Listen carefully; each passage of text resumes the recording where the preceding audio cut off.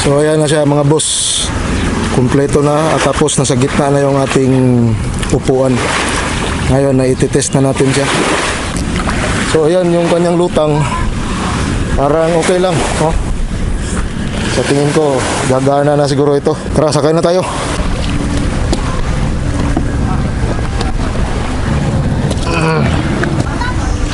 Sagwan muna, sagwan, kaya malapit pa tayo sa gilid.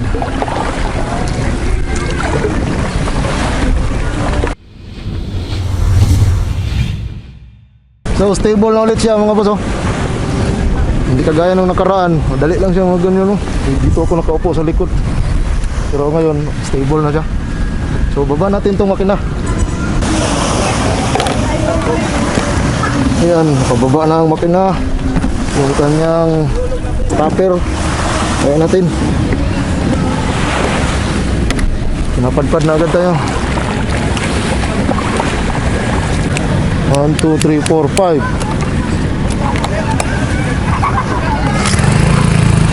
Yun, handar na ating makina.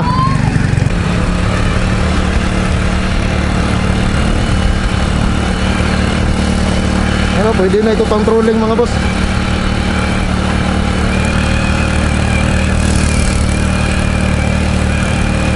Okay kayo.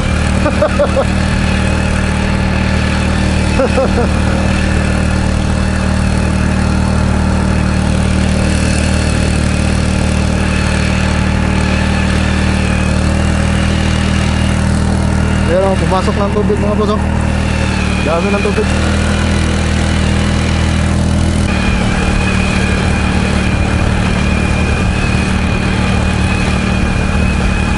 Okay na. Ayan, oh, pagkay full throttle natin siya, nakangat na. Ito na yata yung pinakamabilis niya.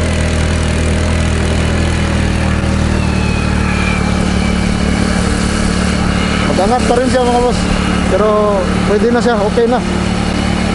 Hindi na tayo matakot nito na magano kasi stable na siya.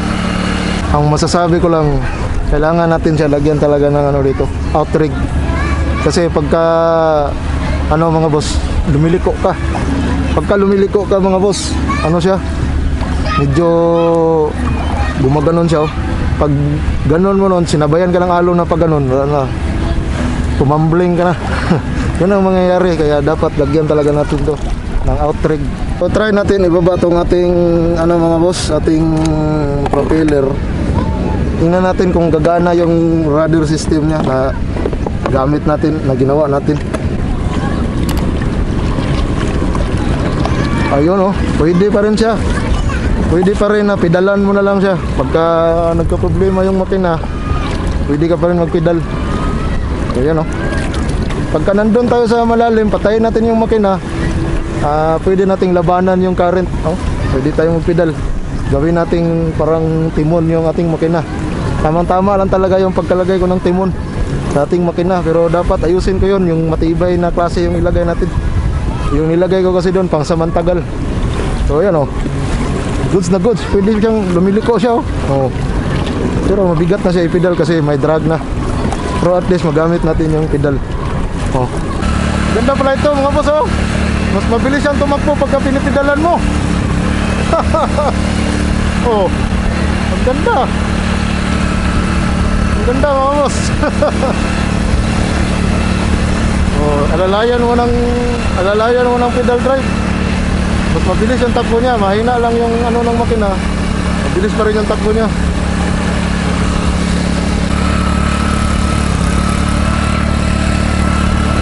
Hindi siya masyadong mabilis, pero kayang-kaya na nito ang ano, trolling. Pag mag-trolling tayo, kayang-kaya na. Hindi siya masyadong mabilis. Ito, pang trolling na ito na speed. Pwede na ito pang trolling. Sabayan mo pa ng pedal. Oh. Dito tayo.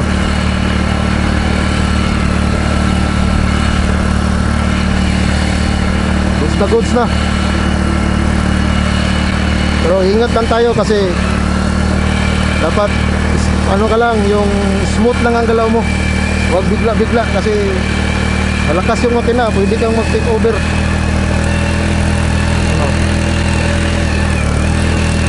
Oh, yung hull natin lumalaban.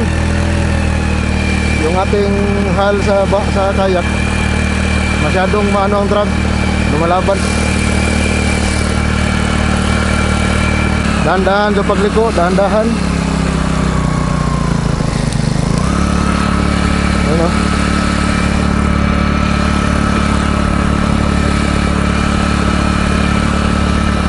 Goods na goods. Pwede na controlling.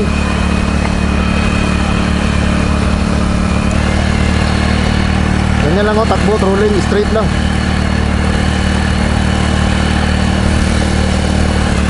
Pero mahal ang gasolina. Yun ang problema, mahal ang gasolina.